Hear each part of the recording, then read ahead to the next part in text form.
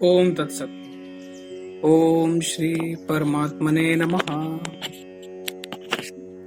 ओम श्री गुरुवे नमः। योग वशिष्ठ। कुंभ और शिखीध्वज का परस्पर सौहार्द। चुड़ाला का राजा से आज्ञा लेकर अपने नगर में आना और उदास मन होकर पुनः राजा के पास लौटना।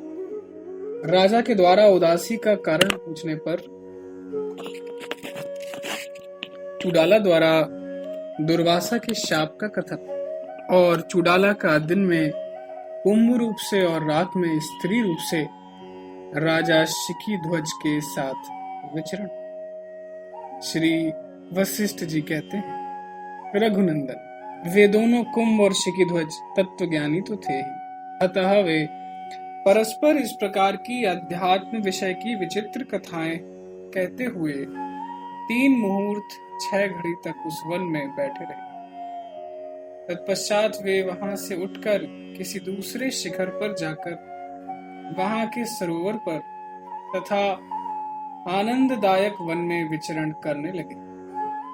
इस प्रकार उस महावन की उन वन वीथियों में वैसा आचरण करते हुए तथा परस्पर वैसी कथाओं को कहते सुनते हुए उन दोनों के 8 दिन बीत गए।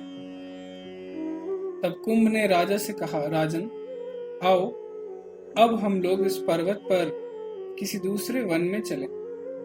राजा ने कुंभ की बात मानकर स्वीकार कर लिया।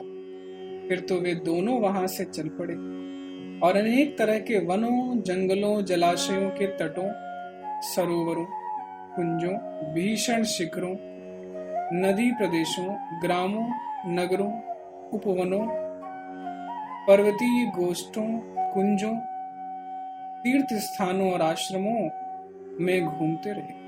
वे पूर्णतया शांत तो थे ही, अतः एक ही साथ रहते थे। उनमें स्नेह, सत्व और उत्साह एक सा था। राघव, वे देवताओं और पितरों की पूजा भी एक ही साथ करते तथा उनका भोजन भी एक साथ ही होता। श्री राम, यह अपना घर है और यह नहीं, ऐसा वैकल्पिक धारणा उन दोनों के मन का कभी अपहरण नहीं कर पाती। वे कभी अपने शरीर पर धूल लपेट लेते, कभी चंदन का लेपन कर लेते, कभी भस्म रमा लेते, कभी दिव्य वस्त्र धारण करते, कभी उसे पल्लवों से आच्छादित कर लेते और कभी पुष्पों से सजा लेते। इस प्रकार वे दोनों मित्र साथ साथ विचरण करते। कुछ ही दिनों के बाद समचित्तता तथा सत्व की उत्कृष्टता के कारण राजा शिखीध्वज भी कुंभ के ही समान शोभा पाने लगे। तब माननी चुड़ाला ने राजा शिखीध्वज को देव कुमार के सदृश उत्तम शोभा से संपन्न देखकर विचार किया कि अब मैं इस कानन में अपनी बुद्धि से सोचकर कुछ ऐसे प्रपंच की रचना करूं जिससे दूसरों का मान देने वाले ये मेरे स्वामी राजा शिखीध्वज मुझ में रति सुख के इच्छुक हो जाए। यूं सोच विचार कर कानन कुंज में बैठी हुई कुंभ वेश धारिणी चुड़ाला अपने पति से बोली। कुंभ ने कहा, राजन, मैं स्वर्ग जा रहा और सायंकाल होते होते वहां से निश्चय ही लौट आऊंगा, क्योंकि आपका संग मुझे स्वर्ग से भी बढ़कर सुखप्रद है। अच्छा, आप शीघ्र ही लौटिएगा। राजा के ऐसा कहने पर कुंभ उस वन प्रांत से उड़कर शरतकालीन मेघ के सदृश आकाश में जा पहुंचा। वहीं आकाश मार्ग से जाते हुए कुंभ ने राजा के ऊपर पुष्पांजलि छोड़ दी। राजा शिखीध्वज भी जाते हुए कुंभ की ओर तब तक टकटकी लगाए देखते रहे जब तक वे उनकी आंखों से ओझल नहीं हो गए। उधर आकाश में राजा शिखीध्वज की आंखों से ओझल होते ही सुंदरी चुड़ाला ने कुंभ शरीर का परित्याग किया और पुनः अपने पूर्व रूप में आ गई। फिर आकाश मार्ग से चलकर वह स्वर्ग के समान रमणीय अपने नगर में जा पहुंची और अदृश्य रूप से अपने अंतःपुर में जो सुंदरी स्त्रियों से खचाखच भरा था प्रवेश कर गई। वहां झटपट सारा राजकार संभालकर वह पुनः राजा शिखीध्वज के समक्ष आई और आज उसके चेहरे पर उदासी छाई थी। यूं उदास मन कुंभ को सामने देखकर राजा शिखीध्वज उठकर खड़े हो गए। उनका भी चित्त उदास हो गया। फिर वे आदर पूर्वक कहने लगे, देवपुत्र, आपको नमस्कार है। आप तो उदास से दिख पड़ते हैं। आप कुंभ तो है ना? इस उदासी को छोड़िए और इस आसन पर विराजिए। मित्रवर, जिन्हें वेद्य वस्तु का ज्ञान प्राप्त हो चुका है तथा जो अपने स्वरूप में स्थित हो गए, ऐसे संत महात्मा लोग हर्ष विषाद जनित स्थिति का उसी प्रकार आश्रय नहीं ग्रहण करते जैसे कमल पत्र जल का। तब कुंभ ने कहा, राजन, जैसे जब तक तिल है तब तक तेल रहता है, उसी तरह जब तक देह है तब तक उसकी अच्छी बुरी दशा भी होती है। परंतु योग से चित्त की जो समता होती है, वही देह की अच्छी बुरी दशाओं द्वारा प्राप्त दुख से रहित होना है। तत्वज्ञानी लोग तो जब तक प्राप्त हुए अंतिम देह का पतन नहीं हो जाता, बुद्धि आदि की समता तथा हाथ पैर आदि के संचालन से तब तक ईश्वरी विधान के अनुसार समय बिताते रहते हैं। शिखीध्वज बोले, महाभाग, आप तो तत्वज्ञानियों में श्रेष्ठ हैं। देवता होते हुए भी आपको ऐसी उदासी किस कारण से प्राप्त हुई, यह बतलाने की कृपा कीजिए। तब कुंभ ने कहा, भद्र, जब मैं यहां से चला तब आपको पुष्पांजलि समर्पित करके आकाश को लांघता हुआ स्वर्ग में जा पहुंचा। वहां पिताजी के साथ महेंद्र के सभा भवन में क्रम अनुसार बैठा था।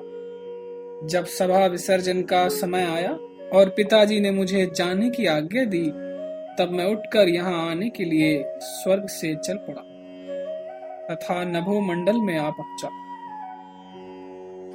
आगे बढ़ने पर मैंने देखा कि सजल जलधरों के मध्य से होकर मुनिवर दुर्वासा बड़े वेग से इधर ही आ रहे हैं। वे भूतल पर स्थित गंगा जी की ओर बड़ी तेजी से दौड़े जा रहे थे।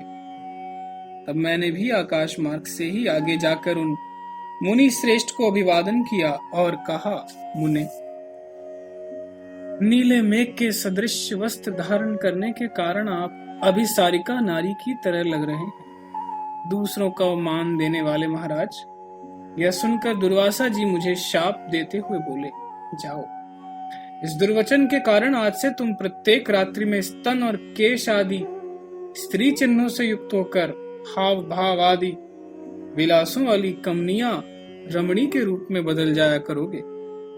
वृद्ध ब्राह्मण दुर्वासा के मुख से निकले हुए उस अशुभ वचन को सुनकर जब तक मैं कुछ थोड़ा विचार करने लगा, तब तक वे मुनि अंतर्ध्यान हो गए। इसी कारण से मेरा मन उदास हो गया और मैं सीधे आकाश तल से यहाँ चला आया। सज्जन शिरोमणे, इस प्रकार मैंने अपना सारा वृत्तांत आपको सुना दिया। अब मैं रात्रि में स्त्री हो जाऊंगा। भला रात्रि में मैं इस स्त्रीत्व का निर्वाह कैसे कर सकूंगा? अहो, संसार में होनहार की बड़ी विलक्षण गति है। हाय, रात में जब मेरा स्त्री रूप खो जाएगा, उस समय मैं लज्जा परवश होकर गुरुजनों, देवताओं और ब्राह्मणों के सामने निर्बाध रूप से कैसे रह सकूंगा? शिखीध्वज बोले, देवपुत्र, जगत में जो कुछ भी दुख अथवा सुख प्राप्त होते हैं, वे सभी प्रारब्ध अनुसार शरीर के लिए ही हैं। उनमें से किसी का भी आत्मा पर प्रभाव नहीं पड़ता।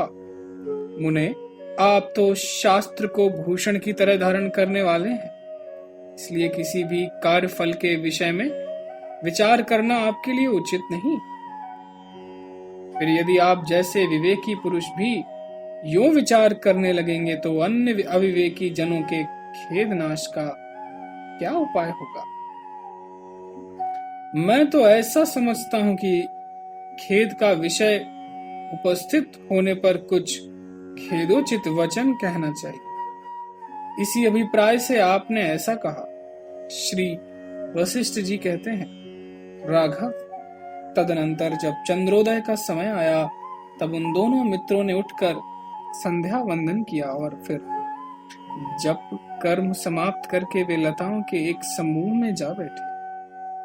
वहां जब कुंभ धीरे धीरे स्त्री रूप में परिवर्तित होने लगे तब वे सामने बैठे हुए राजा शिखीध्वज गदगद वाणी में बोले, राजन, मैं तो ऐसा समझता हूं कि आपके सामने मैं लज्जा के साथ ही साथ स्त्री भाव को प्राप्त होता जा रहा हूं। 2 घड़ी तक विचार करने के पश्चात राजा शिखीध्वज इस प्रकार कहने लगे, ओहो, दुख की बात है।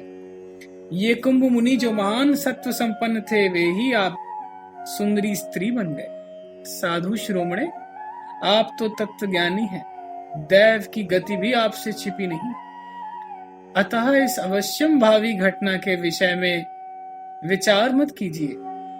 ये जो अवश्यम भावनी सुख दुखात्मक दशाएं हैं, सभी तत्वज्ञानियों के केवल शरीर पर ही प्रभाव डाल पाती हैं, उनके अंतःकरण पर नहीं। परंतु ये ही अविवेकियों के केवल शरीर पर ही नहीं, अंतःकरण तक पहुंच जाती। कुंभ ने कहा, राजन, ठीक है, ऐसा ही। अब मैं रात्रि के समय अपने स्त्री भाव को स्वीकार कर लेता हूं और इसके लिए चिंता भी नहीं करूंगा। भला दैव का उल्लंघन कौन कर सकता है? तदनंतर जब प्रातः काल हुआ तब कुंभ ने उस युवती स्त्री के स्वरूप का परित्याग कर दिया और अपना वही कुंभ रूप धारण कर लिया। इस प्रकार वह राजरानी सुंदरी चुड़ाला अपने पति के पास पहले कुंभ रूप से उपस्थित हुई, तत्पश्चात स्त्री रूप धारण करके आई। वह रात्रि में कुमारी धर्म से युक्त होकर और दिन में कुंभ रूप धारण करके अपने मित्र एवं स्वामी शिखीध्वज के साथ वन प्रांतों में विचरण करती थी। योग बल से उसका गमन आगमन कहीं रुकता नहीं था। इस प्रकार वह नारी चुड़ाला पुष्प मालाओं एवं हारों से विभूषित होकर अपने मित्र एवं प्रीतम पति के साथ कैलाश, मंदर, महेंद्र, सुमेरु और महासह्यगिरि के शिखरों पर स्वेच्छानुकूल विचरण करती रही। ओम तत्सत, ओम तत्सत, ओम तत्सत।